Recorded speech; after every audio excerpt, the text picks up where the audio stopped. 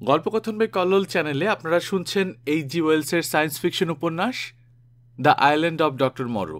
আজ দ্বিতীয় পর্ব। লামাটাকে নামানো হলো সৈকতে। ওটার পিছু পিছু বাড়িটার দিকে এগোলাম আমি। এতক্ষণ আমার পেছনে ছিল মন্টগোমারি। এবার আমাকে ছাড়িয়ে এগিয়ে গেল কিছুটা। বাড়ির ভিতরে ঢুকতে নিষেধ করল আমাকে। কেন করল বুঝলাম না। সামনে তাকিয়ে দেখি মালপত্র সব বাড়ির বাইরেই রাখা আছে, এমনকি পুমার খাঁচাটাও। ভেতরে গুটিসুটি মেরে বসে আছে জন্তুটা। মাল খালাসের কাজ শেষ। লঞ্চটাকে অনর্থক ভাসিয়ে রেখে লাভ নেই, তাই সেটাকে টেনে সৈকতে তুলতে শুরু করলো মন্টগোমারির অনুচররা। ধূসর চুলের লোকটা আমাদের দিকে এগিয়ে এলো। এমন সময় মন্টগোমারিকে বলল, আমাদের এই অনাহত মেহমানকে নিয়ে কি করা যায় বলো তো? আগেও বলেছি আপনাকে, বিজ্ঞান নিয়ে পড়াশোনা করেছেন ভদ্রলোক। ঘুরিয়ে জবাব দিল মন্টগোমারি। মালপত্র এসে গেছে, কাজ আবার শুরু করার জন্য অস্থির হয়ে আছি আমি। বাড়ির দিকে ইঙ্গিত করল ধূসর চুলো। উজ্জ্বল হয়ে উঠেছে ওর দু চোখ। আন্তরিকতার ছাপ নেই মন্টগোমারির কণ্ঠে। অন্য মনস্ক হয়ে গেছে সে। মিস্টার প্রেন্ডিককে আমাদের আস্তানায় নেওয়া যাবে না, এমনভাবে বলল ধূসর চুলো যেন আমি নেই ওর সামনে। দ্বীপের অন্য কোথাও তার জন্য চালাঘর বানানোর সময় নেই। আবার তাকে বিশ্বাস করে সব কথা বলাও যাচ্ছে না এখনই। আমি ওই কথাই ভাবছিলাম, বলল মন্টগোমারি। তবে বাইরের দরজার সঙ্গে আমার যে ঘরটা আছে। ঠিক, সঙ্গে সঙ্গে বলল ধূসর চুলো। চলো তাহলে। বাড়ির দিকে এগোতে লাগলাম আমরা তিনজন। জানি আমার কথাবার্তা আপনার কাছে রহস্যজনক বলে মনে হচ্ছে মিস্টার প্রেন্ডিক, কিন্তু ঘটনাক্রমে এই দ্বীপে এসেছেন আপনি, আমরা কেউ আসতে বলিনি। আমাদের বাড়িটার ভেতরে গোপন কিছু ব্যাপার আছে। শুধু গোপন না, খুবই গোপন, তবে ভয়ঙ্কর কিছু না। যেহেতু আপনাকে আমরা চিনি না, জানি না, তাই স্বাভাবিক বললাম আমি। অচেনা লোকের কাছে গোপন কথা কেনই বা বলবেন? মুখ বাকি একটুখানি হাসল ধূসর চুলো। সদা বিমর্ষ লোকটা বোধহয় এভাবেই হাসে। মাথা খানিকটা নত করে সৌজন্য প্রকাশ করল সে। বাড়ির ভেতরে ঢোকার সদর দরজা পার হয়ে এসেছি আমরা ইতিমধ্যেই। কাঠের দরজাটা বিশাল, লোহার ফ্রেমে আটকানো। বেশিরভাগ সময় বোধহয় তালা মারা থাকে। লঞ্চের মালপত্র স্তূপ করে রাখা আছে বাইরে।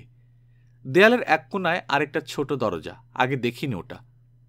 পরনে তেল তেলে নীল জ্যাকেটের পকেট থেকে একগোছা চাবি বের করল ধূসর চুলের লোকটা। ছোট দরজাটা খুলে ঢুকল ভেতরে। বোঝাই যাচ্ছে পুরো দ্বীপে সর্বময় কর্তৃত্ব ওরই। তারপরেও নিরাপত্তার এত আয়োজন দেখে আশ্চর্য না হয়ে পারলাম না। কিছু না বলে ওর পিছু পিছু গিয়ে ঢুকলাম ছোট্ট একটা ঘরে। সাদামাটাভাবে সাজানো ঘরটা, কিন্তু দেখে মনে হয় আরামদায়ক। আরেকটা দরজা দেখা যাচ্ছে ঘরের ভেতর, কিছুটা খোলা দরজাটা।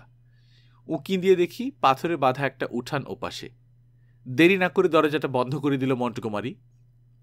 ঘরের এক কোনায় ঝুলছে একটা দোলনা বিছানা। লোহার শিক দিয়ে আটকানো কাজ ছাড়া ছোট্ট একটা সমুদ্রমুখী জানালা আছে ওই প্রান্তে। এখানেই থাকবেন আপনি, বলল ধূসর চুলো লোকটা। আর এই দরজাটা, ভেতরের দিকের দরজার দিকে ইঙ্গিত করল সে। ওপাশ থেকে তালা মেরে রাখবো আমি, যাতে কোনো দুর্ঘটনা না ঘটে। ওইদিকে দেখুন। জানলার পাশে রাখা একটা ডেক চেয়ার আর একটা বুকশেলফ দেখালো সে। আশা করি সময় কাটাতে অসুবিধা হবে না আপনার। বইগুলো দেখলাম, বেশিরভাগই সার্জারির উপর। গ্রিক আর ল্যাটিন ক্লাসিকও আছে কিছু, তবে সমস্যা হলো ওই দুটো ভাষার কোনোটাই জানি না আমি। বাইরের দিকের দরজাটা দিয়ে বের হয়ে গেল ধূসর চুলো। সে যাওয়ার পর মন্টগোমারি বলল, আমরা কখনো কখনো লাঞ্চ বা ডিনার করি এ ঘরে।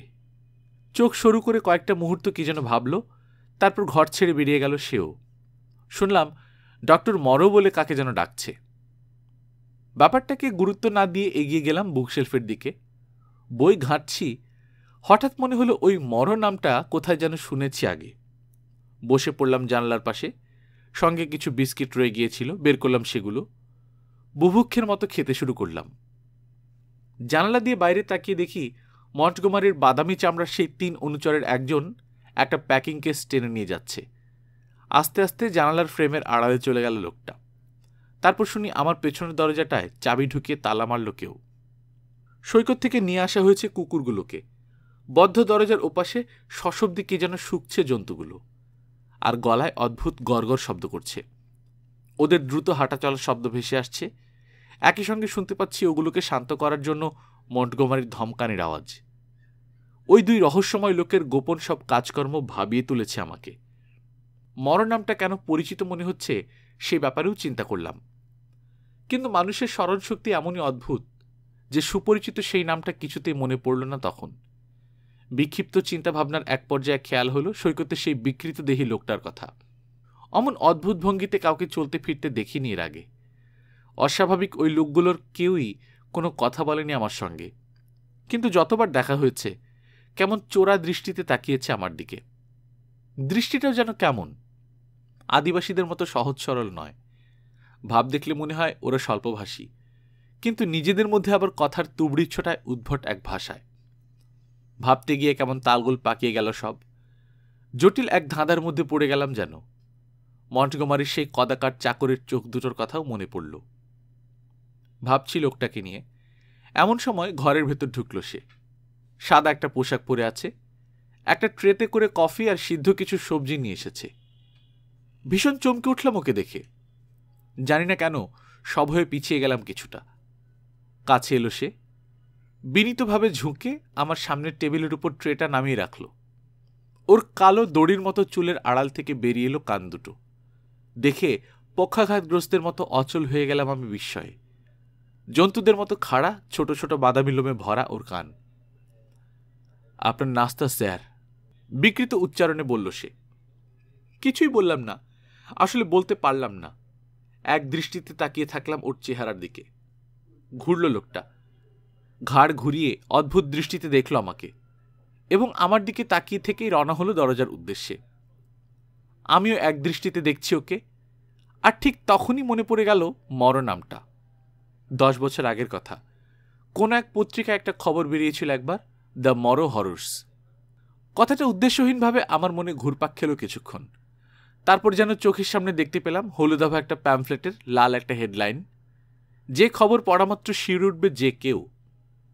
মনে পড়ল ওই প্যামফ্লেট যখন চমকে দিয়েছিল লন্ডনবাসীকে, তখন আমি নিতান্তই এক কিশোর। আর ডক্টর মরো বিশিষ্ট একজন ফিজিওলজিস্ট। অসাধারণ সব কল্পনা আর খোলাখুলি কথাবার্তার জন্য বিজ্ঞান মহলে সুপরিচিত।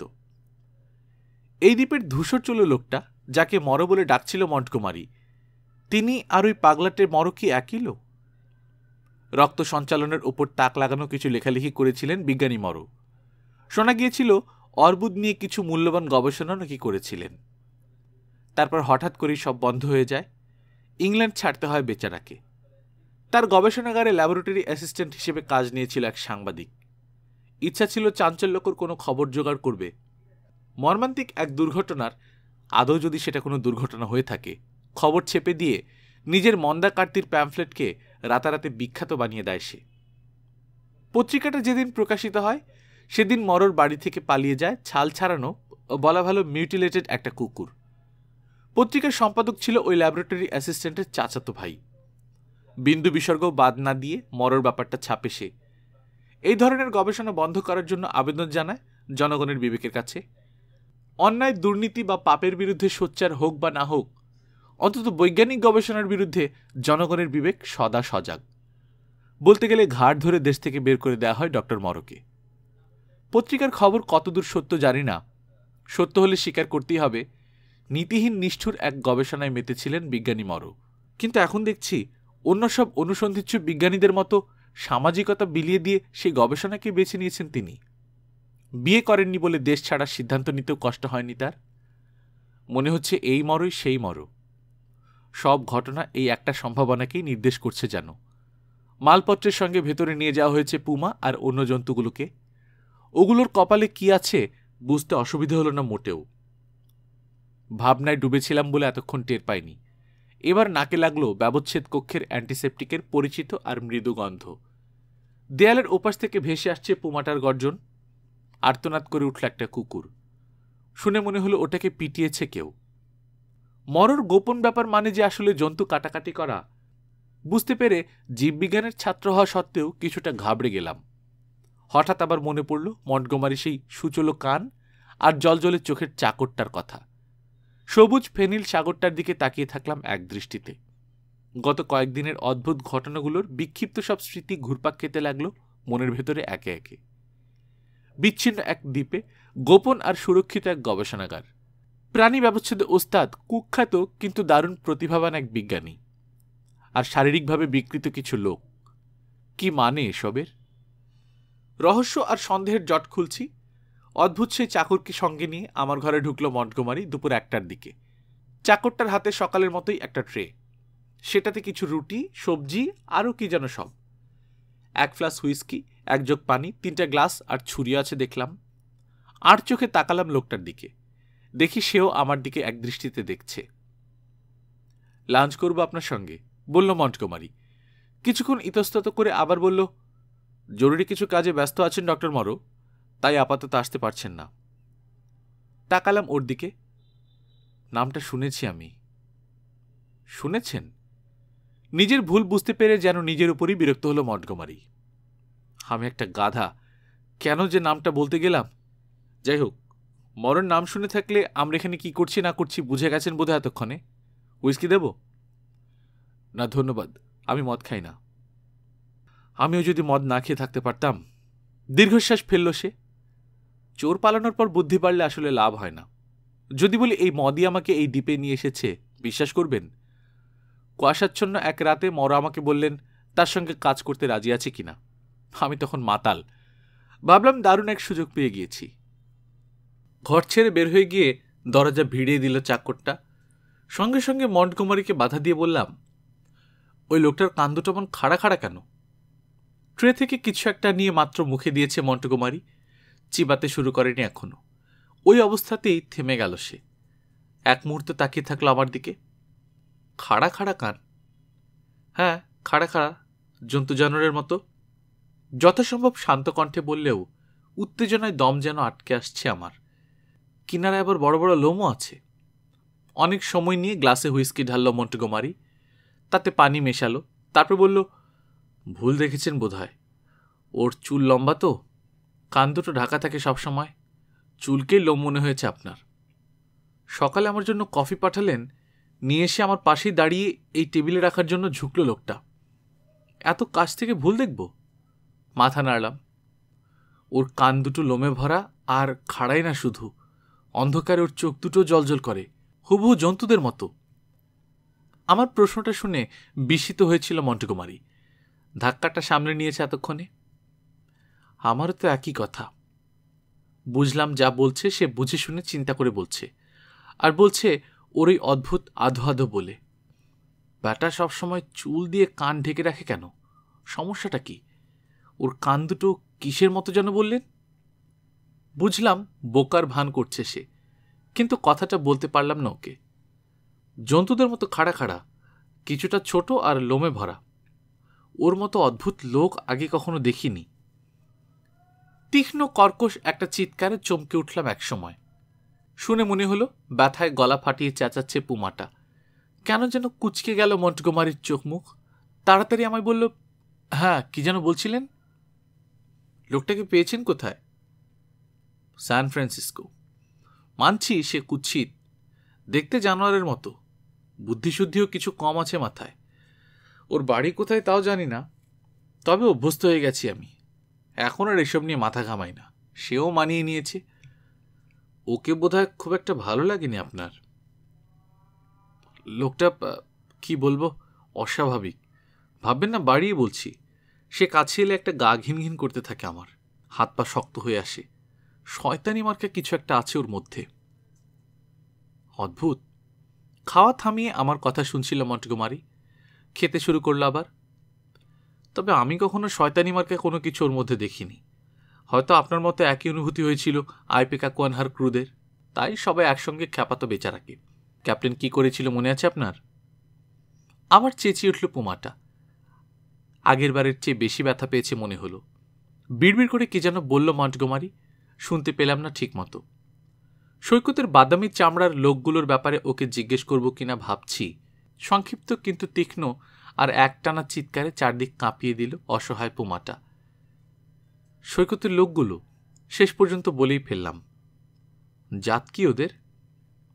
জাত যাই হোক, অন্য মানুষকে ভাবে বলল মন্টগোমারি। পুমার চিৎকার শুনে বারবার ভ্রু কুচকাচ্ছে সে। চমৎকার মানুষ ওরা সবাই। আর কিছু বললাম না। বাড়তে বাড়তে এমন ভয়াবহ হয়েছে পুমার চেঁচানি যে মনে হচ্ছে প্রাণ বেরিয়ে যাচ্ছে জন্তুটার। অনুজ্জ্বল ধূসর চোখে আমার দিকে তাকালো মন্টেগোমারি। আরও কিছুটা হুইস্কি খেল। প্রসঙ্গ পাল্টানোর চেষ্টা করল সে। মদের উপকারিতার ব্যাপারে ফালতু কিছু জ্ঞান দেওয়ার চেষ্টা করল আমাকে। বলল, আইপেকাকোয়ান হায় আমাকে তুলে নেওয়ার পর নাকি মদ খাইয়েই বাঁচিয়েছে আমাকে। ওর এত বড় উপকারিতার জন্য আমি যার পণ্যায় কৃতজ্ঞ শুনে বিচলিত হয়ে পড়ল।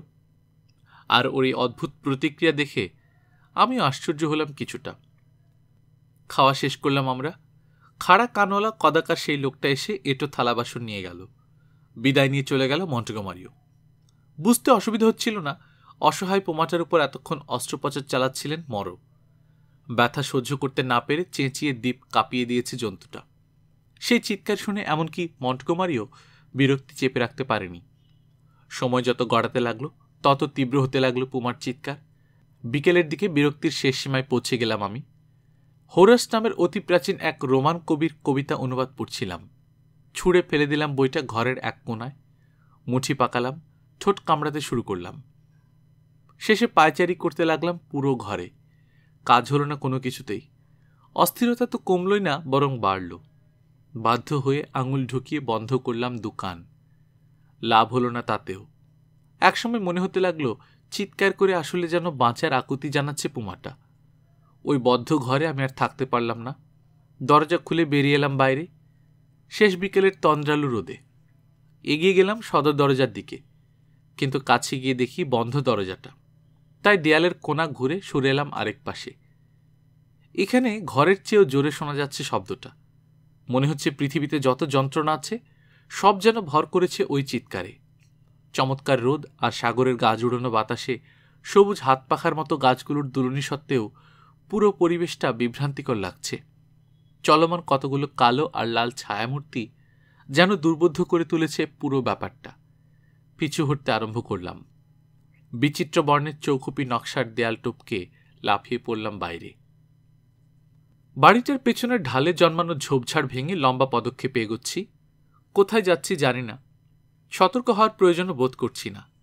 খাড়াগুড়ির কতগুলো গাছের একটা জঙ্গল পার হয়ে ঢালের আরেক প্রান্তে পায়ে চলা একটা পথে উঠলাম। ক্রমশ ঢালু হয়ে নিচের দিকে নেমে গেছে পথটা। সরু একটা উপত্যকার মধ্য দিয়ে বয়ে চলা ছোট্ট একটা নদীর সঙ্গে গিয়ে মিশেছে। থেমে কান পাতলাম। দূরত্বের জন্য হোক অথবা ওই ঘন জঙ্গলের কারণে হোক, মরুর বাড়ির কোনো শব্দই শুনতে পাচ্ছি না আর। হঠাৎ পড়ে গেছে বাতাস। গাছের একটা পাতা পর্যন্ত কাঁপছে না। খসখস শব্দ হলো আশেপাশে কোথাও। ঘাড় ঘুরিয়ে দেখি গর্ত ছেড়ে বের হয়েছে একটা খরগোশ। আমাকে দেখে ভীত সন্ত্রস্ত হয়ে ছুটে পালালো ঢাল বেয়ে। কি করব বুঝতে না পেরে ইতস্তত করলাম খানিকক্ষণ। তারপর বসে পড়লাম ঢালের এক কিনারায়। জায়গাটা মনোরম। দুতীরে প্রচুর গাছপালা জন্মে আড়াল করে ফেলেছে নদীটাকে। তবে একটা দিক ন্যাড়া। সেখানে ঝলমল করছে ত্রিভুজাকৃতির অল্প একটু পানি। পাতলা নীলাভ কুয়াশার চাদরে ঢাকা গাছপালা আর লতাপাতার একটা জঙ্গল চোখে পড়ে আরো দূরে তাকালে। জঙ্গলটার মাথার উপর উজ্জ্বল নীল আকাশ। সেখানে সাদা আর লালের ছোপ ছোপ দাগ যেন পরগাছার মতো বেয়ে উঠছে যত্রতত্র। মুগ্ধ চোখে কিছুক্ষণ দেখলাম প্রকৃতির এই রূপ। তারপর ভাবতে শুরু করলাম মন্টেগোমারির অদ্ভুত সেই লোকগুলোকে নিয়ে। প্রচণ্ড গরমের কারণে চিন্তা করতে পারলাম না বেশিক্ষণ। কেমন একটা ঘুম ঘুম ভাব আচ্ছন্ন করল আমাকে। তন্দ্রা আর জাগরণের মাঝামাঝি একটা পর্যায়ে চলে গেলাম। কতক্ষণ পর জানি না, নদীর ওই তীর থেকে আসা মর্মর শব্দ শুনে জেগে উঠলাম। ফার্ন আর নলখাগড়ার দুলুনি ছাড়া অন্য কিছু চোখে পড়ল না প্রথমে। তারপর হঠাৎ দেখি কি যেন দেখা যাচ্ছে তীরে। প্রথম দেখায় বুঝতে পারলাম না জিনিসটা আসলে কি। গোলাকৃতির মাথা ঝুঁকিয়ে পানিতে মুখ ডুবালো সেটা, খেতে শুরু করল। এতক্ষণে বুঝলাম জিনিসটা আসলে একটা মানুষ। দেখতে হুবহু পশুর মতো। নীলচে কাপড় পরে আছে সে, গায়ের রং তামাটে, চুল কালো। ভাবলাম দ্বীপবাসীদের সবাই বোধহয় অদ্ভুত আর কুৎসিত। মুখ ডুবিয়ে পানি খাচ্ছে লোকটা। এত জোরে শব্দ করছে যে দূর থেকেও শোনা যাচ্ছে স্পষ্ট। ওকে ভালো মতো দেখার জন্য সামনের দিকে ঝুঁকলাম। আমার হাতে লেগে মাটি থেকে আলগা হয়ে ঢাল বেয়ে গড়িয়ে পড়ল শুকনো একখণ্ড লাভা। ঝট করে মাথা তুলল লোকটা। অপরাধীর দৃষ্টিতে তাকালো আমার দিকে। চোখাচোখি হলো আমাদের। সঙ্গে সঙ্গে দাঁড়িয়ে গেল সে, কদাকার 2 হাত দিয়ে মুখ মুছল। সন্দেহের দৃষ্টিতে দেখছে আমাকে। আশ্চর্য হয়ে খেয়াল করলাম ওর পা দুটো কেমন খাটো খাটো, শরীরের সঙ্গে বেমানান। পুরো 1 মিনিট একজন আরেকজনের দিকে তাকিয়ে থাকলাম আমরা। তারপর বার 2 এদিক ওদিক তাকিয়ে আমার ডান দিকের কিছু ঝোপঝাড়ের ভেতর ঢুকে অদৃশ্য হয়ে গেল সে। লতাপাতার খসখস আওয়াজ শুনলাম কিছুক্ষণ। আস্তে আস্তে ক্ষীণ হতে হতে একসময় মিলিয়ে গেল শব্দটা। ওর গমন পথের দিকে তাকিয়ে বসে থাকলাম অনেকক্ষণ। তন্দ্রালু ভাবটা উধাও হয়ে গেছে পুরোপুরি। হঠাৎ চমকে উঠলাম পিছন থেকে একটা শব্দ শুনে। ঘাড় ঘুরিয়ে দেখি চওড়া সাদা লেজ দুলিয়ে ঢাল বেয়ে ছুটে পালাচ্ছে একটা খরগোশ। লাফিয়ে উঠে দাঁড়ালাম। পশুর মতো দেখতে ওই লোকটা আরও যেন স্তব্ধ করে দিয়েছে বিকেলটাকে। সন্ত্রস্ত হয়ে উঠলাম অকারণেই। এদিক ওদিক তাকালাম, সঙ্গে কোনো অস্ত্র নেই বলে আফসোস হলো খুব। তখন মনে পড়ল নীলচে কাপড় পরেছিল কদাকার লোকটা। অসভ্য আদিম নরখাদকদের মতো উলঙ্গ ছিল না মোটেও। তার মানে ধরে নেওয়া যায় বুনো হলেও হিংস্র নয় সে। ওকে দেখার পর থেকে যে অস্বস্তিটা লাগছিল সেটা গেল না তারপরও। ঢাল বরাবর সামনে বাম দিকে এগোলাম। বারবার এদিক ওদিক তাকাচ্ছি, উঁকি দিয়ে দেখার চেষ্টা করছি খাড়া গাছগুলোর আড়ালে কেউ আছে কিনা। একটা লোক হাতের বদলে মুখ ব্যবহার করে জন্তু জানোয়ারদের মতো পানি খায় কেন বুঝতে পারছি না। পাশবিক একটা চিৎকার শুনতে পেলাম এই সময়। পুমাটার আর্তনাদ এখনো থামেনি মনে করে আওয়াজটা যেদিক থেকে আসছে তার ঠিক উল্টো দিকে পা বাড়ালাম। কিছুদূর হেঁটে হাজির হলাম নদীর কিনারায়। ঝোপঝাড় পার হয়ে এগিয়ে গেলাম আরও সামনে। মাটির এখানে সেখানে জন্মে আছে টকটকে লাল রঙের অদ্ভুত এক জাতের ফাঙ্গাস। এত জীবন্ত দেখে চমকে উঠলাম কিছুটা। পত্রাকার লাইকেনের মতো ঢেউ খেলানো আর শাখাযুক্ত ফাঙ্গাসগুলো ছোঁয়া লাগলেই নুয়ে পড়ে। সামনে সুবিস্তৃত ফার্ন জঙ্গলের শীতল ছায়া। সেটা পার হওয়া মাত্রই অপ্রীতিকর এক দৃশ্য দেখে থমকে দাঁড়িয়ে পড়লাম। মরে পড়ে আছে একটা খরগোশ। ধর থেকে সেটার মুন্ডু ছিঁড়ে ফেলেছে কেউ। অসংখ্য মাছি জেঁকে বসেছে লাশটার ওপর, ছোপ ছোপ রক্ত চারদিকে। ভাবলাম দ্বীপে বেড়াতে আসা অন্তত একজন অতিথির ভবলীলা সাঙ্গ হলো তাহলে। এদিক ওদিক তাকালাম, কিন্তু আর কোনো হিংস্র ঘটনার নমুনা চোখে পড়ল না। আপাত দৃষ্টিতে মনে হয় খরগোশটাকে হঠাৎ ধরে ফেলেই খুন করেছে কেউ। কিন্তু কে, কেন, কিভাবে কাজটা করল সেটাই চিন্তার বিষয়। নরপশু সেই লোকটাকে নদী তীরে দেখার পর যে ভয়টা জেগেছিল মনে, সেটাই আবার মাথা চাড়া দিয়ে উঠে আচ্ছন্ন করে ফেলল আমাকে। অজানা অচেনা কতগুলো লোকের সঙ্গে নিরস্ত্র আর একাকী অবস্থায় চলাফেরা করে কত বড় ভুল করেছি বুঝতে পারলাম এতক্ষণে। চারপাশের ঘন জঙ্গলটা যেন পাল্টে গেল মুহূর্তের মধ্যে। জীবন্ত হয়ে উঠল যেন প্রতিটা ছায়া। মনে হচ্ছে ওত পেতে কেউ না কেউ অপেক্ষা করছে আমার জন্য কোনো না কোনো জায়গায়। পাতা বা ঘাসের সামান্য খসখস শব্দেই চমকে চমকে উঠছি। শিকার ধরার আশায় উন্মুখ হয়ে লোলুপ দৃষ্টিতে আমাকে দেখতে থাকা অদৃশ্য কতগুলো চোখ দেখতে পেলাম কল্পনায়। চেষ্টা করেও ভাবনাটা ঝেড়ে ফেলতে পারলাম না মাথা থেকে। সৈকতে আমার সেই নিরাপদ ঘরে ফিরে যাওয়ার প্রচণ্ড একটা তাগিদ অনুভব করতে লাগলাম। তারপর জানি না কখন ঘুরে দাঁড়ালাম হঠাৎ। ঝোপঝাড় ভেঙে উন্মত্তের মতো ছুট লাগালাম। জঙ্গল পার হয়ে ফাঁকা কোনো জায়গায় যেতে চাচ্ছি যত দ্রুত সম্ভব। জলপ্রপাতের কারণে সৃষ্ট খোলা একটা জায়গায় এসে থামলাম। চারপাশ চারাগাছে ভরা, তার মানে আর বেশি দিন খালি থাকবে না জায়গাটা। জড়াজড়ি করে বেড়ে ওঠা গাছ আর থোকা থোকা ফাঙ্গাসের ঘন জঙ্গলটা এখন আমার পেছনে। কিছুটা সামনে মাটিতে পড়ে আছে ছত্রাকে ধরা বড় একটা গাছ। সেটার উপর যেন আসন পেতে বসে আছে অদ্ভুত আকৃতির 3 জন মানুষ। আমাকে দেখেনি এখনো। 3 জনের একজন মেয়ে লোক, 2 জন পুরুষ। কোমরে লাল একফালি কাপড় ছাড়া পোশাক বলতে কিছু নেই ওদের শরীরে। অনুজ্জ্বল মেটে গোলাপি রঙের ত্বক, অনাবৃত। এই পর্যন্ত যে কজন দ্বীপবাসী দেখলাম এদের গায়ের রং সবচেয়ে আলাদা। গোলগাল ভারী চেহারায় থুতনি নেই। ভেতরের দিকে ঢুকে গেছে চ্যাপটা কপাল, খোঁচা খোঁচা অল্প কয়েক গাছি চুল মাথায়। কি নিয়ে যেন কথা বলছে ওরা। বলা ভালো 2 পুরুষের একজন বলছে আর বাকিরা শুনছে। একটু পরপর মাথা ঝাঁকাচ্ছে আর কাঁধ ঝাঁকাচ্ছে 3 জনই। আলোচনায় এতটাই মগ্ন ওরা যে আমার এগোনোর শব্দ শুনতে পেল না। আমি ওদের কথাবার্তা শুনতে পারছি না ঠিক মতো। যতদূর শুনছি তার কিছুই বুঝতে পারছি না। মনে হলো দুর্বোধ্য কোনো মন্ত্র পড়ছে যেন লোকটা। ক্রমেই তীক্ষ্ণ থেকে আরো তীক্ষ্ণ হচ্ছে কণ্ঠ। একটু পর দুহাত দুপাশে বিস্তৃত করে উঠে দাঁড়ালো সে। এতক্ষণ চুপ করেছিল, এবার সমস্বরে গাইতে গাইতে উঠে দাঁড়ালো বাকি দুজনও। দুহাত দুদিকে প্রসারিত করেছে এরাও। গান বা প্রার্থনা সঙ্গীত যেটাই হোক না কেন, ছন্দের সঙ্গে তাল রেখে শরীর দোলাচ্ছে। ওদের পায়ের দিকে তাকালাম, যা ভেবেছিলাম ঠিক তাই। তিনজনের পাই অস্বাভাবিক খাটো, পায়ের পাতা লম্বা, সরু, কদাকার। চক্রাকারে ঘুরছে ওরা তিনজন, হাত নাড়তে নাড়তে পা ঠুকছে মাটিতে। ভাষা অবদ্ধ হলেও ওদের উচ্চারণে স্পষ্ট একটা সুর আছে। আলুলা আর বালুলা জাতীয় দুটো শব্দ শুনলাম বেশ কয়েকবার। অদ্ভুত এক আনন্দে জলজল করছে ওদের চোখ, উজ্জ্বল হয়ে উঠেছে চেহারা, ঠোঁটহীন মুখ থেকে গড়াচ্ছে লালা। ওদের অদ্ভুত কাজকর্ম দেখতে দেখতে জানি না কেন বিস্ময় আর দ্বিধার অদ্ভুত এক দ্বন্দ্বে ভুগতে লাগলাম। যা দেখছি সেটা সত্যি কিনা সন্দেহ হতে লাগল। সামনের কি বলবো, প্রাণীগুলো দেখতে মানুষের মতো ঠিকই, কিন্তু আচার আচরণে হুবহু পশুর মতো। মানুষের আকার, কোমরের ওই এক টুকরো কাপড় আর ছিটে ফোটা মনুষ্যত্ব বাদ দিলে ওই তিনজনের চালচলনে, মুখের ভাবে, সমগ্র অস্তিত্বে পাশবিকতার প্রকট বহিঃপ্রকাশ। শুয়োরের মতো একেবারে। হতভম্ব হয়ে ভাবছি এসব কথা। হঠাৎ শূন্যে লাফাতে শুরু করলো ওই তিনজন। লাফাচ্ছে আর উঁচু গলায় চেঁচাচ্ছে। একটু পরপর ঘোঁত ঘোঁত শব্দ করছে মুখ দিয়ে। পিছলে গেল একজন, 4 হাত পায়ে ভর দিয়ে সামলে নিল সঙ্গে সঙ্গে। আরেকবার থমকাতে হলো আমাকে, যেন মানুষ থেকে জন্তুতে পরিণত হতে দেখছি কাউকে। পাশবিকতার এই প্রকাশ যত স্বল্পস্থায়ী হোক না কেন, আর সহ্য করতে পারলাম না আমি। যতটা নিঃশব্দে সম্ভব ঘুরলাম, আস্তে আস্তে সরে এলাম ওই জায়গা থেকে, গিয়ে ঢুকলাম জঙ্গলে। পায়ের চাপে কোনো ডাল ভাঙলেই বা পাতা খসখস করলেই ভয়ে হাত পা শক্ত হয়ে আসছে আমার। এই বুঝি ওরা দেখে ফেলল আমাকে। অনেকক্ষণ পর সাহস ফিরে পেলাম কিছুটা। মনে হলো স্বাভাবিকভাবে হাঁটাচলা করা যায় এখন। জঘন্য ওই লোকগুলোর কাছ থেকে যত দূরে সম্ভব চলে যেতে চাইছি।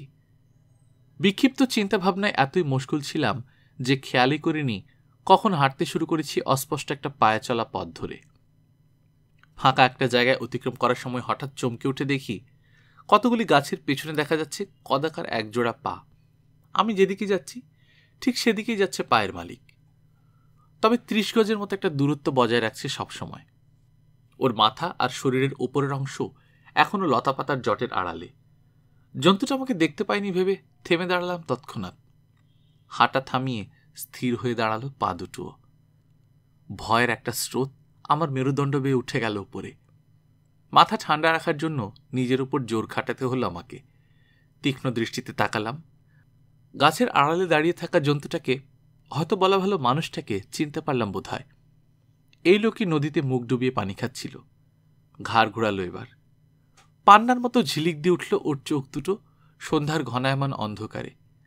আমাকে এক নজর দেখে অন্যদিকে তাকানোর কারণেই জ্বলে উঠেই নিভে গেল সেই দুটি। একটা মুহূর্ত নিশ্চল দাঁড়িয়ে থাকল সে, তারপর নিঃশব্দে কয়েক পা হেঁটে দৌড়াতে শুরু করল। কিছুক্ষণ পর হারিয়ে গেল কতগুলো ঝোপের আড়ালে। আর দেখতে পেলাম না ওকে, তবে টের পেলাম দূরে কোথাও থেমে দাঁড়িয়ে আবার আমাকে দেখছে সে। লোকটা আসলে কি, মানুষ না পশু? আমার কাছে কি চায়? অস্ত্র তো দূরের কথা, একটা লাঠিও নেই আমার হাতে। ছুটে পালাতে চাইছে আমার পা দুটো, কিন্তু ওদেরকে অনেক কষ্টে শাসনে রেখেছে কৌতূহলী মন। মানুষ বা জন্তু যাই হোক, জলজলে চোখ আর কদাকার পায়ের ওই জিনিসটার সাহসের অভাব আছে, নইলে অনেক আগেই লাফিয়ে পড়তে পারত আমার ঘাড়ে। টেরও পেতাম না আমি। সে যেদিকে গেছে সেদিকে পা বাড়ালাম দাঁতে দাঁত চেপে। মনে হচ্ছে ভয়ে জমে যাবে মেরুদণ্ড, কিন্তু ভাবটা গোপন রাখার আপ্রাণ চেষ্টা করছি। সাদা ফুলের লম্বা কতগুলো ঝোপ পার হয়ে দেখতে পেলাম ওকে। ঘাড় ঘুরিয়ে তাকিয়ে আছে আমার দিকে, ইতস্তত করছে। ওর চোখে চোখ রেখে 2-1 পা আগে বাড়লাম। জিজ্ঞেস করলাম, তুমি কে? মাটির দিকে তাকিয়েছিল। এবার চোখ তুলে আমাকে একবার দেখল কি দেখল না লোকটা, হঠাৎ না বলে ঘুরল। ঝোপঝাড় ভেঙে তাড়াহুড়ো করে চলে গেল কিছুটা দূরে, তারপর থামল, ঘুরে আবার তাকালো আমার দিকে। গোধূলির আলোয় গাছের ছায়ায় আবার যেন জ্বলে উঠল ওর চোখ দুটো। স্বাভাবিক থাকার যতই চেষ্টা করি না কেন, আমার বুকের খাঁচায় অবিরাম বাড়ি মারছে হৃৎপিণ্ড, গলা শুকিয়ে কাঠ। কিন্তু বুঝতে পারছি জানতে হলে ঝুঁকি নিতেই হবে আমাকে, তাই ধীর পায়ে এগুচ্ছি লোকটার দিকে। কিন্তু ধরা দেওয়ার কোনো ইচ্ছা নেই ওর। হঠাৎ ঘুরে এক ছুটে উধাও হয়ে গেল সে। ওর চোখের সেই ঝলকানি আরেকবার দেখলাম। পূব আকাশে নিভে যাচ্ছে গোধূলির আলো, আস্তে আস্তে জমাট বাঁধছে সন্ধ্যার অন্ধকার, আরও যেন বাড়ছে জঙ্গলের ঘনত্ব। আমার মাথা ঘিরে নিঃশব্দে উড়ে বেড়াচ্ছে একটা মথ। এতক্ষণে বুঝলাম অনেক দেরি হয়ে গেছে। রাতটা বনে কাটানো উচিত হবে না। যত তাড়াতাড়ি সম্ভব ফেরা দরকার সৈকতের ধারে আমার সেই ঘরে। কিন্তু বিভীষিকার ওই আস্তানায় যেতে ইচ্ছাও করছে না। আবার অজানা অচেনা এই জঙ্গলে গাঢ় অন্ধকারে আধা জন্তু আধা মানুষ জাতীয় কোনো প্রাণীর মুখোমুখি হওয়ারও স্বাদ নেই। অদ্ভুত সেই লোকটা যেদিকে গেছে সেদিকে তাকালাম আরেকবার। জমাট অন্ধকার ছাড়া আর কিছুই চোখে পড়ল না। ঢালটা কোন দিকে আছে অনুমান করে নিয়ে পা বাড়ালাম। নদীর তীরে পৌঁছাতে পারলে বাকি পথটুকু চিনে নিতে পারব। জানি না কেন অস্থির লাগছে হঠাৎ করেই। দ্রুত হাঁটছি। এলোমেলো ভাবনায় বিভ্রান্ত হয়ে আছে মন। ইতস্তত বিক্ষিপ্ত কিছু গাছপালার মধ্যে সমতল একটা জায়গায় হাজির হলাম অনেকটা নিজের অজান্তেই। সূর্যাস্তের লালিমা মুছে গিয়ে বর্ণহীন আর স্বচ্ছ হয়ে উঠেছিল আকাশটা। এখন কালো থেকে আরও কালো হচ্ছে সেটা প্রতি মুহূর্তে। একের পর এক তারা ফুটছে। এক গাছ থেকে আরেক গাছের মধ্যবর্তী ফাঁকা জায়গা দিনের আলোয় ছিল স্পষ্ট, আর এখন ঘন কালো ও রহস্যময়। এগিয়ে চললাম আমি। মনে হচ্ছে চারপাশের জগৎ থেকে সব রং মুছে গিয়ে শুধু কালো রংটাই রয়ে গেছে। অনুজ্জ্বল আকাশের পটভূমিতে জীবন্ত এক একটা ছায়ামূর্তি যেন আশেপাশের গাছগুলো। যত এগোচ্ছি তত কমছে গাছের সংখ্যা, বাড়ছে ঝোপঝাড়। কিছুক্ষণের মধ্যেই হাজির হলাম সাদা বালির হতষ্টি এক জায়গায়, তারপর ঝোপঝাড়ে ভরা বিস্তৃত এক প্রান্তরে। বিকালে এখানে এসেছিলাম কিনা মনে করতে পারলাম না। ডান দিক থেকে আসা মৃদু একটা খসখস শব্দ সেই তখন থেকে পিছু নিয়েছে আমার। কিন্তু ভুল শুনছি ভেবে পাত্তা দেইনি এতক্ষণ, কারণ যতবার থেমে দাঁড়িয়েছি ততবার থেমে গেছে শব্দটা। রাতের বাতাসে গাছের পাতা নড়ার শব্দ ছাড়া আর কিছুই শুনতে পাইনি। কিন্তু আবার যখন পা বাড়ালাম স্পষ্ট শুনতে পেলাম আরেক জোড়া পায়ের আওয়াজ, যেন আমারই পদশব্দের প্রতিধ্বনি হচ্ছে এই উন্মুক্ত প্রান্তরে। ঝোপ যেখানে বেশি ঘন, সরে এলাম সে জায়গা থেকে। তুলনামূলক ফাঁকা একটা জায়গা দিয়ে হাঁটছি। আমার দিকে চুপিসারি কিছু আসছে কিনা দেখার জন্য হঠাৎ হঠাৎ ঘাড় ঘুরিয়ে এদিক ওদিক তাকাচ্ছি। সন্দেহজনক কিছু দেখতে পেলাম না, কিন্তু তারপরেও বারবার মনে হচ্ছে কিছু একটা বা কেউ একজন আছে আশেপাশে। হাঁটার গতি বাড়ালাম। কিছুক্ষণ পর ছোট্ট একটা ঢাল পার হয়ে কিছু দূর এগিয়েই ঘুরলাম। দূরে দাঁড়িয়ে এক দৃষ্টিতে তাকিয়েছি ঢালটার দিকে।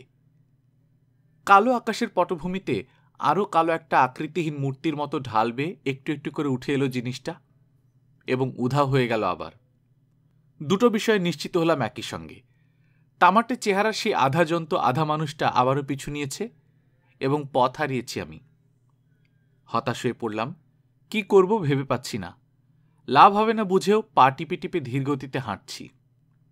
জানি আমার পিছু পিছু আসছে লোকটা। ওকে দেখতে পাচ্ছি না এই মুহূর্তে, কিন্তু আমাকে ঠিকই দেখতে পাচ্ছে সে। মানুষ বা পশু যাই হোক না কেন, অজ্ঞাত কোনো কারণে আমাকে আক্রমণ করার সাহস পাচ্ছে না, অথবা উপযুক্ত সুযোগের অপেক্ষায় আছে হয়তো। এগোচ্ছি আমি। যতটা পারা যায় খোলা জায়গায় থাকছি। ঝোপঝাড়ের ধারে কাছেও যাচ্ছি না। একটু পরপর থামছি। কান পাচ্ছি ওর পায়ের ক্ষীণ আওয়াজ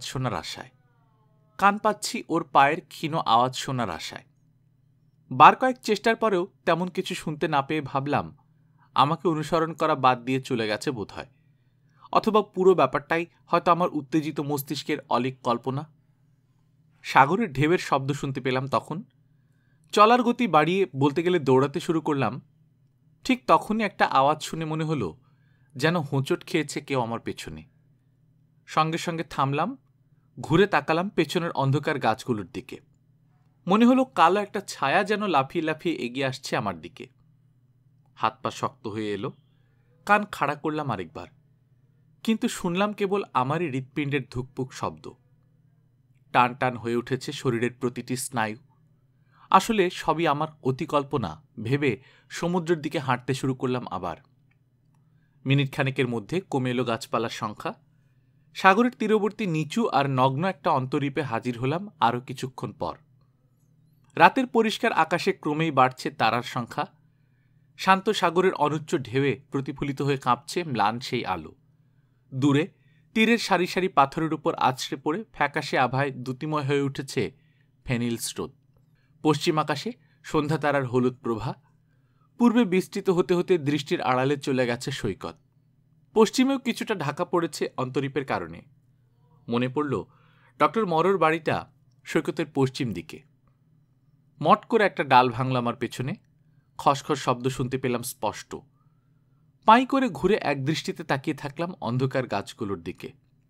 কিছুই দেখতে পাচ্ছি না। অস্পষ্ট আলোয় কালো যে কোনো অবয়বকেই মনে হচ্ছে অলক্ষণে। মনে হচ্ছে অশুভ কোনো শক্তির কারসাজিতে প্রাণ পেয়ে সব যেন আমাকেই দেখছে নির্নিমেষ দৃষ্টিতে। পুরো 1 মিনিট ঠায় দাঁড়িয়ে থাকলাম।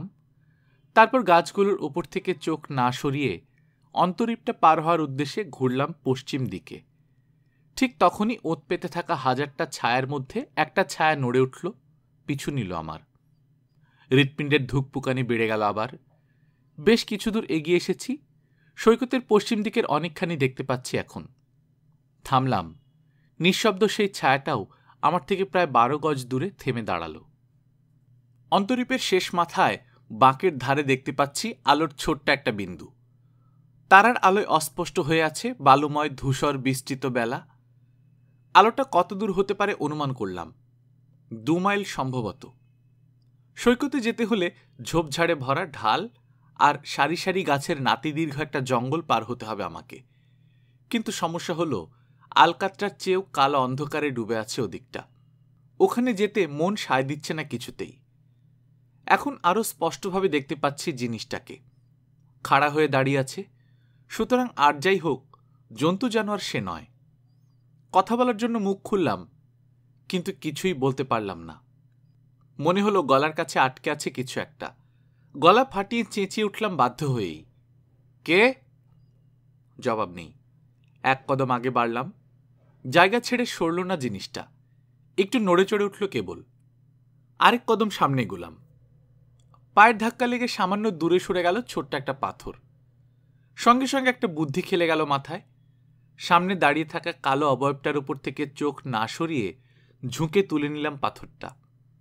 আমাকে নিচু হতে দেখে কুকুরের মতো ক্ষিপ্র গতিতে ঘুরল জিনিসটা। এক ছুটে মিলিয়ে গেল দূরের অন্ধকারে। রাস্তার বাঘা কুকুরদের কবল থেকে বাঁচার জন্য খারাপ কিন্তু কার্যকরী এক উপায় বের করেছিল এক স্কুল ছাত্র। ঘটনাটা মনে পড়ে গেল। পাথরটা আমার রুমালে শক্ত করে পেঁচিয়ে নিয়ে রুমালটা ভালো মতো জড়ালাম হাতে। তারপর বাতাসে কয়েকবার ঘুরিয়ে পরীক্ষা করলাম কেমন কাজ করছে আমার পাথর অস্ত্র। দূরের অন্ধকার থেকে ক্ষীণ একটা আওয়াজ ভেসে এলো। জিনিসটা আবার ফিরে আসছে মনে হয়। টান টান এই উত্তেজনা সহ্য করতে পারলাম না আর। ঘেমে নিয়ে উঠলাম। কাঁপতে লাগলাম জোররোগীর মতো। দিকবিদিক জ্ঞান হারিয়ে ছুটলাম, হাতে সেই পাথর অস্ত্র। না দেখেও জানি মূর্তিমান আতঙ্ক হয়ে পেছন পেছন ধেয়ে আসছে কালো অবয়বটা। এক দৌড়ে গিয়ে ঢুকে পড়লাম সাগর তীরের লম্বা গাছ আর ঘন ঝোপঝাড়ের সেই জঙ্গলে। অন্তরীপ ছাড়িয়ে সৈকতের দিকে ছুটছে এখন। ছোট জঙ্গলটা পার হয়ে বেলার বালিতে পা রেখেছি মাত্র। পেছনে শুনি ঝোপঝাড় ভেঙে দুর্দার করে ছুটে আসছে কেউ। ভয়ে মাথা প্রায় খারাপ হয়ে গেল আমার। পড়িমড়ি করে ছুটলাম আবার। পিছু ধাওয়া করে আসছে। আরও কাছে এসে পড়েছে নরম একজোড়া ছুটন্ত পায়ের আওয়াজ। বিভৎস একটা আর্তনাদ বেরিয়ে এলো আমার গলা দিয়ে। ছোটার গতি বাড়িয়ে দিলাম আরো। আমাকে ছুটতে দেখে লাফিয়ে গিয়ে ঝোপের ভিতর ঢুকলো কালো আর অস্পষ্ট খরগোশের চেয়ে 3 কি 4 গুণ বড় কতগুলো ছায়া। ওগুলো কি সেটা নিয়ে মাথা ঘামালাম না। ঘামানোর মতো অবস্থাও নেই। যতদিন বাঁচব এই ছুটে পালানোর কথা মনে থাকবে আমার। পানির কিনারা দিয়ে ছুটছি। পেছন থেকে শুনতে পাচ্ছি ছলাৎ ছলাৎ শব্দ। প্রতি মুহূর্তে যেন আরো কাছে আসছে। হলুদ সেই আলোটা মনে হচ্ছে কয়েক যোজন দূরে। চারদিক নিস্তব্ধ। ছলাৎ ছলাৎ তাড়া করে আসছে ওটা। আরো কাছে এলো। আরো। অভ্যেস নেই। দম ফুরিয়ে আসছে আমার। একেবারে কাছে এসে পড়েছে জিনিসটা। ওটার হাঁপানোর শব্দ শুনতে পাচ্ছি। বুঝতে পারছি মরর বাড়িতে পৌঁছানোর অনেক আগেই আমাকে ধরে ফেলবে সেটা। ছুরি খাওয়ার মতো তীব্র একটা ব্যথা অনুভব করলাম যেন। হাঁ করে দম নিতে নিতে মরিয়া হয়ে ঘুরলাম জন্তুটার দিকে। এতক্ষণ 4 পায়ে পিছু ধাওয়া করছিল, এবার 2 পায়ে ভর দিয়ে উঠে দাঁড়ালো।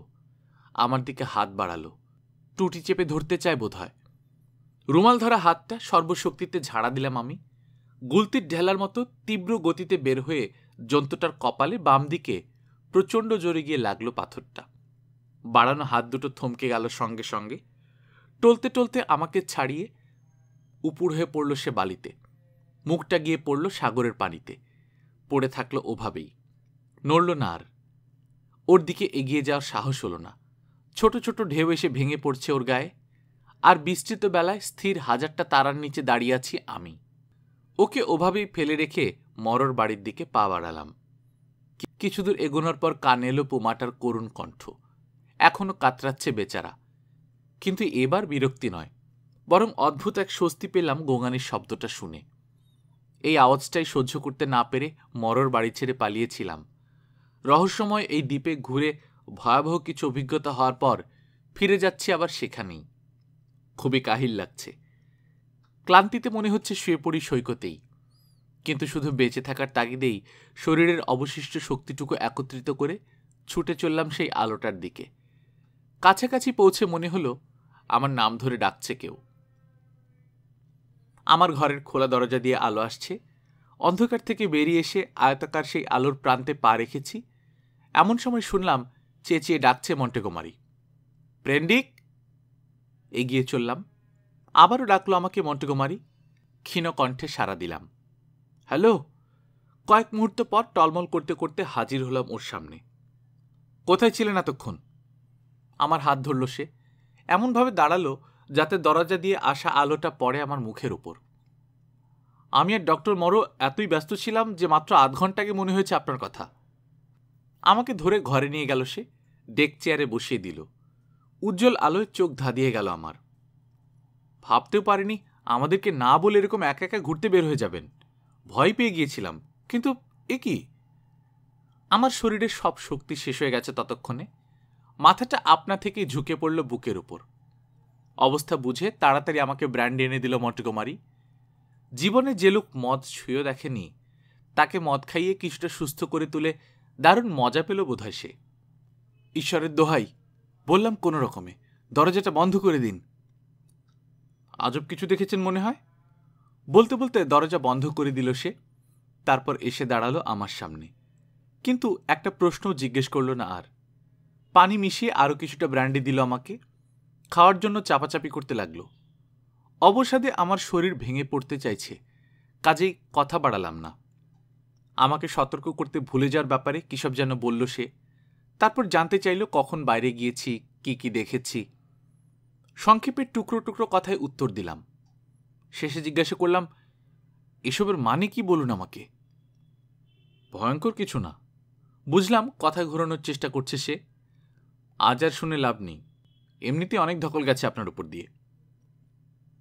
আমাকে ধাওয়া করেছিল যে জিনিসটা, সেটা আসলে কি, পশু না মানুষ? চেঁচিয়ে উঠল পুমাটা।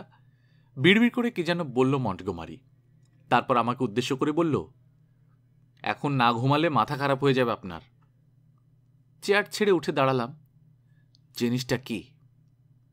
আমার চোখে চোখ রেখে মুখ বাঁকালো সে। একটু আগেও প্রাণচঞ্চল ছিল ওর চোখ দুটো, নিষ্প্রভ হয়ে গেল হঠাৎ করেই। বলল, আপনার বর্ণনা শুনে তো মনে হয় ভূত। প্রচণ্ড বিরক্তি জাগলো মনে। কিছু সময় পরে সেটা চলেও গেল আবার। ধপাস করে বসে পড়লাম চেয়ারটাতে, হাত দিয়ে চেপে ধরলাম কপাল। আরও একবার চেঁচিয়ে উঠল পোমাটা। আমার পেছনে এসে দাঁড়ালো মন্টেগোমারি, হাত রাখলো আমার কাঁধে। আমাদের এই হতচ্ছাড়া দ্বীপে যখন যেখানে খুশি যাবেন আপনি, বাধা দেওয়ার কোনো অধিকার নেই আমার। কিন্তু যতটা খারাপ মনে করছেন, দ্বীপটা ততটা খারাপ না। আসলে খুবই উত্তেজিত হয়ে আছেন আপনি। টানা কয়েক ঘন্টার ঘুম দরকার আপনার। একটা ওষুধ দিই আপনাকে, তারপর ঘুম থেকে উঠলে না হয় আবার কথা বলা যাবে ব্যাপারটা নিয়ে। কিছু বললাম না, সামনে ঝুঁকে হাত দিয়ে মুখ ঢাকলাম। বাইরে গেল মন্টেগোমারি। কিছুক্ষণ পর গাঢ় রঙের এক জাতের তরল পদার্থে পূর্ণ একটা মেজার হাতে নিয়ে ফিরে এলো। আমাকে দিল জিনিসটা সে। সুবোধ বালকের মতো খেয়ে নিলাম ওষুধটুকু।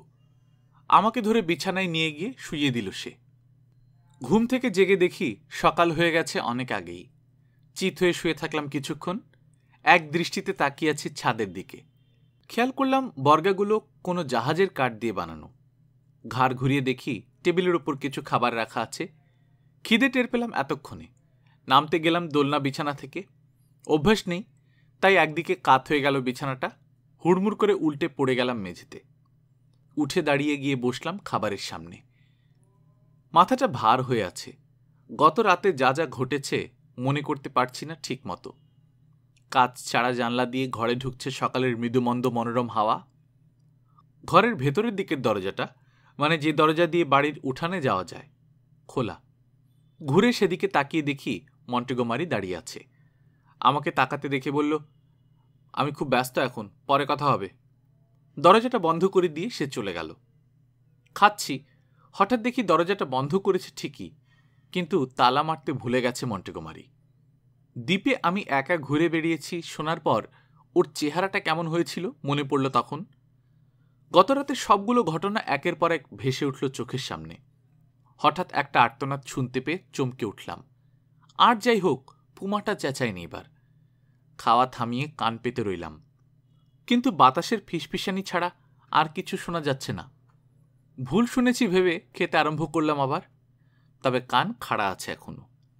অনেকক্ষণ পর নিচু আর ক্ষীণ আরেকটা আওয়াজ শুনলাম। বসে থাকলাম স্থানুর মতো, ভয়ে জমে গেছি প্রায়।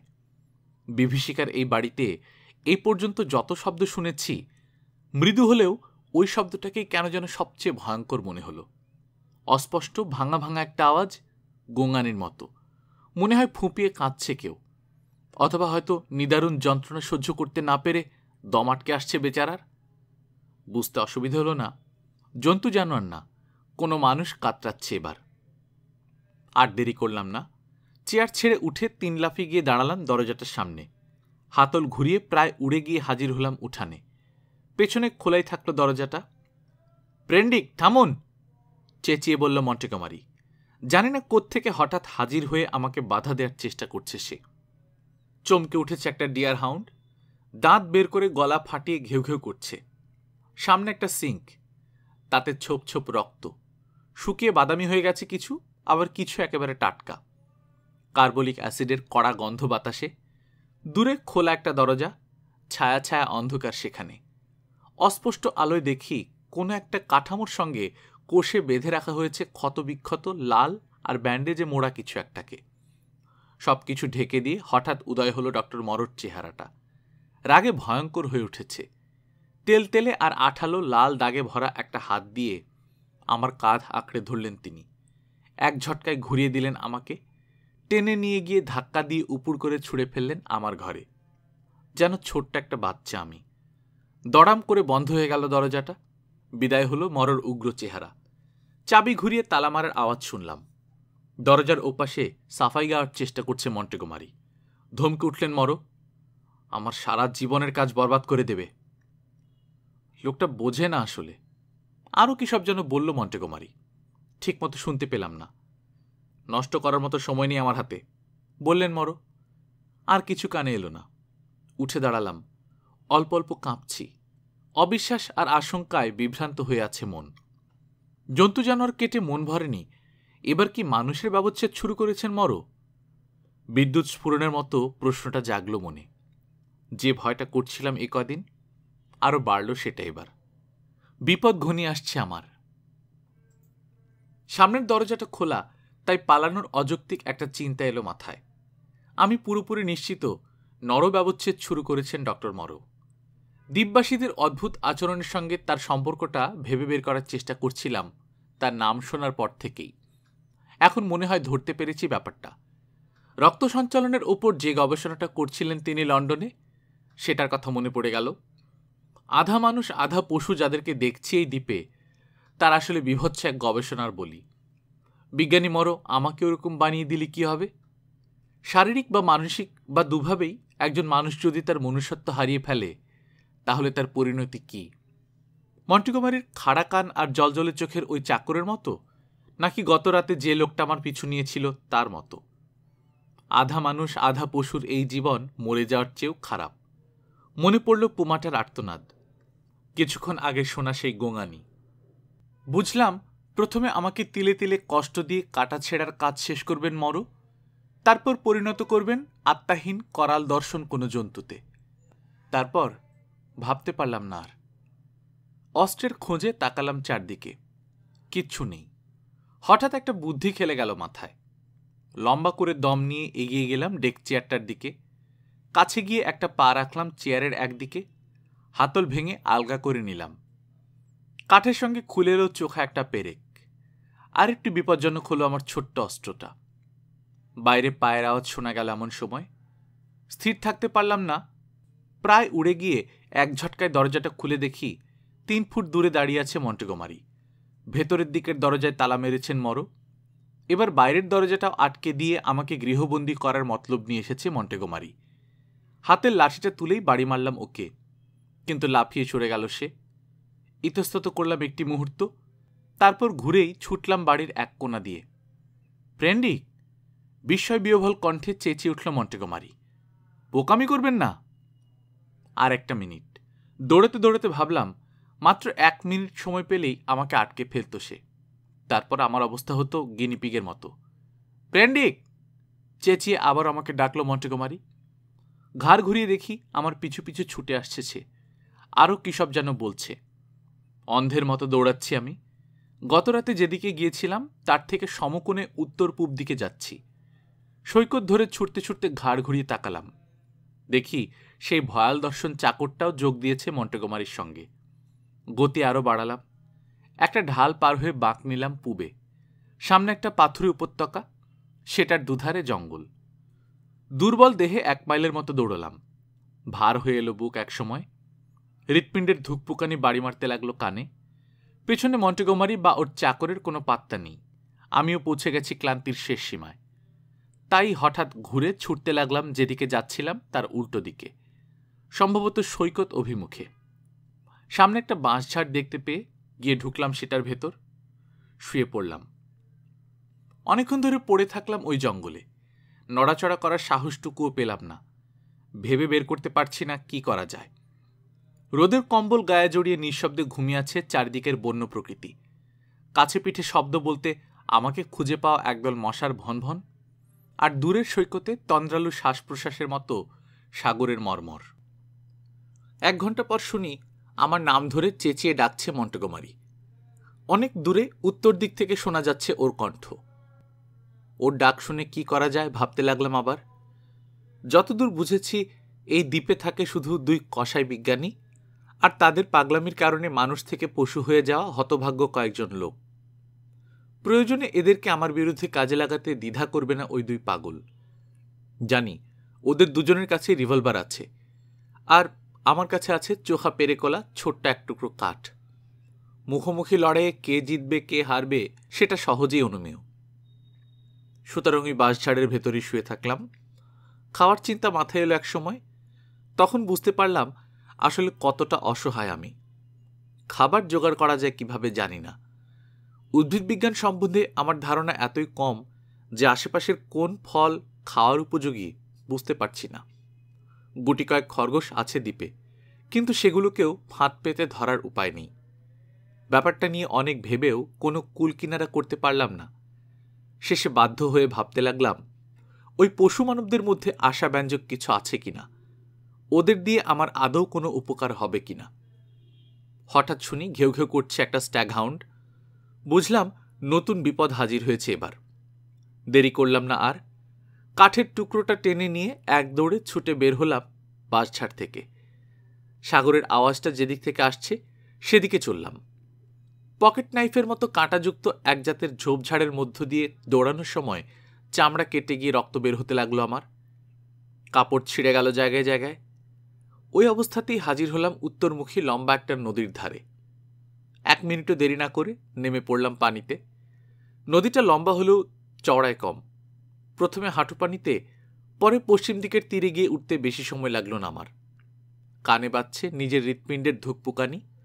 হামাগুড়ি দিয়ে ঢুকলাম কাছের এক ফার্ন জঙ্গলে। কাপড় খানিকটা শুকানোর জন্য অপেক্ষা করলাম কিছুক্ষণ। ঘেউ ঘেউ শুনে বুঝলাম আরও কাছে এসে পড়েছে কুকুরটা। মাত্র একটা কুকুর পিছু নিয়েছিল আমার। কাঁটাঝাড়ের ঝোপঝাড়ে পৌঁছানোর পর আরও বাড়ল ওটার চিৎকার। তারপর হঠাৎ করেই চুপ হয়ে গেল জন্তুটা। ভাবলাম পালাতে পেরেছি বোধহয়। মিনিটের পর মিনিট কেটে যাচ্ছে, কোথাও কোনো শব্দ নেই। যখন দেখলাম 1 ঘন্টার মতো পার হয়েছে, অথচ কোনো বিপদ হয়নি আমার, একটু একটু করে অনেকখানি সাহস ফিরে পেলাম। খুব একটা ভয় লাগছে না এখন। নিজেকে আর আগের মতো দুর্দশাগ্রস্ত মনে হচ্ছে না। আরেকটু হলেই মরতে বসেছিলাম। শুধু বেঁচে থাকার তাগিদে দুঃসাহসী একটা কাণ্ড ঘটিয়ে আসতে পেরেছি এত দূর। এমনকি ডক্টর মরোর মুখোমুখি হতেও ভয় লাগছে না এখন আর। ঘণ্টাখানেক আগেও যখন নদীতে নেমে পানি ঠেলে এগোচ্ছিলাম, মনে হয়েছিল নিদারুণ এই যন্ত্রণা থেকে বাঁচার জন্য ডুবে মরি। কিন্তু এই দ্বীপে আসলে যা ঘটছে সেটা জানার অদ্ভুত এক আগ্রহ বাধা দিয়েছিল আমাকে। কাঁটার খোঁচা খাওয়া হাত পা ঝাড়া দিয়ে ব্যথা দূর করার চেষ্টা করলাম। আশপাশের গাছগুলোর দিকে তাকালাম। কালো একটা মুখ নজরে পড়ল হঠাৎ। আমাকেই দেখছে লোকটা। এত আকস্মিকভাবে ঘটনাটা ঘটল যে মনে হলো সবুজ একটা নকশার ভেতর থেকে লাফিয়ে বের হয়ে এলো ওই চেহারা। চিন্তা অসুবিধা হলো না। বানর মুখো এই লোকটাই সৈকতে দাঁড়িয়ে অপেক্ষা করছিল লঞ্চের জন্য। একটা তাল গাছের বাঁকা কাণ্ডের সঙ্গে অদ্ভুত ভঙ্গিতে সেঁটে গিয়ে ঝুলছে সে। লাঠিটা আঁকড়ে ধরে উঠে দাঁড়ালাম। মুখোমুখি হলাম লোকটার। পাখির মতো কিচিরমিচির করে কিসব যেন সে বলতে লাগলো। আপনি আপনি শুধু এই কথাগুলি বুঝতে পারলাম প্রথমে। হঠাৎ গাছ থেকে নামলো সে, একদিকে কাত করে ধরে রাখলো কিছু ফার্ন পাতা, উৎসুক দৃষ্টিতে তাকিয়ে থাকলো আমার দিকে। অন্য পশুমানবদের দেখামাত্র যেমন ঘৃণায় রিরি করে উঠেছিল শরীর, একে দেখে কেন যেন সেরকম লাগছে না।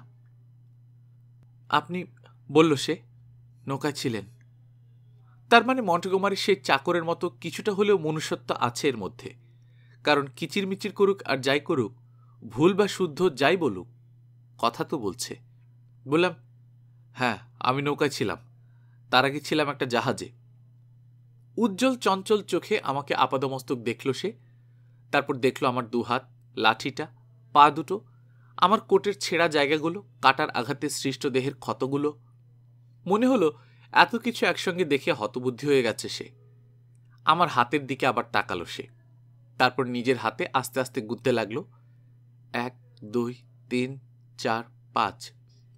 ওর এই গণনা পদ্ধতিকে সম্ভাষণ করার কায়দা ভেবে নিয়ে আমিও ওরকম করলাম। তখন দেখি খুশিতে ওর দাঁত বের হয়ে গেছে।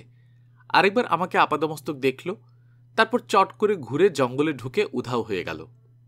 যে ফার্ন পাতাগুলোকে কাত করে রেখেছিল সেগুলো আগের জায়গায় ফিরে এসে বাড়ি খেল একটার সঙ্গে আরেকটা। ঝোপঝাড় ঠেলে সরিয়ে ওর পিছু নিলাম।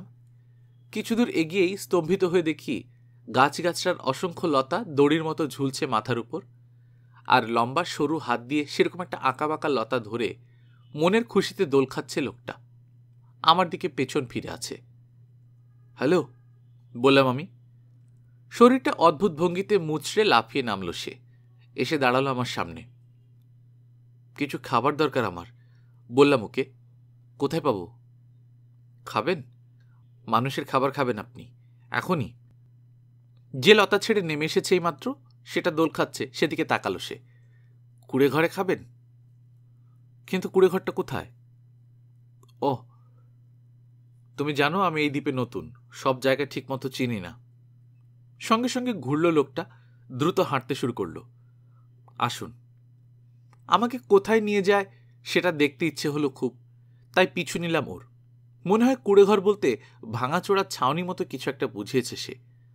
হয়তো ওর মতো আরও কয়েকজন বানর মুখো পশুমানবকে নিয়ে সেখানেই থাকে। আশা করছি এর মতো ওরাও নিরীহ। খাতির যত্ন না করলেও অন্তত ক্ষতি করবে না আমার। কে জানে কতদিন আগে ওদেরকে মানুষ থেকে পশুতে রূপান্তরিত করেছেন ডক্টর মরো। তবে সময়টা যত কম হয় আমার জন্য তত ভালো। স্বাভাবিক গতিতে পাশাপাশি হাঁটছি আমরা দুজন।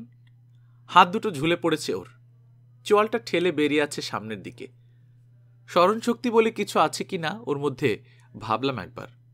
পরীক্ষা করার জন্য জিজ্ঞেস করলাম, কতদিন ধরে আছো এই দ্বীপে? কতদিন? পাল্টা প্রশ্ন করল সে আমাকে।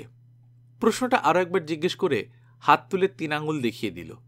বুঝলাম একেবারে হাবাগোবা নয় লোকটা। 3 আঙুল মানে 3 মাস নাকি 3 বছর জিজ্ঞেস করলাম ওকে। কিন্তু দেখে মনে হলো আমার প্রশ্ন শুনে বিরক্ত হচ্ছে সে। আমার কৌতূহল তখন চরমে, তাই ওর বিরক্তি গায়ে না মেখে আরও দু একটা প্রশ্ন জিজ্ঞেস করলাম। কোনোটারই উত্তর না দিয়ে হঠাৎ আমার পাশ থেকে সটকে পড়ল সে, লাফিয়ে গিয়ে চড়ল একটা গাছে। ঝুলন্ত কিছু কাঁটাযুক্ত ফল বা ফলের খোসা যাই হোক পেড়ে নিয়ে খেতে শুরু করল। গাছগুলো ভালো মতো চিনে রাখলাম, খাওয়া যায় এমন কিছু পাওয়া গেছে অন্তত। অন্য বিষয়ে কিছু প্রশ্ন করলাম ওকে, কয়েকটার উত্তর দিল, আবার কয়েকটার জবাবে তোতা পাখির মতো কিচিরমিচির করে কি বলল কিছুই বুঝলাম না।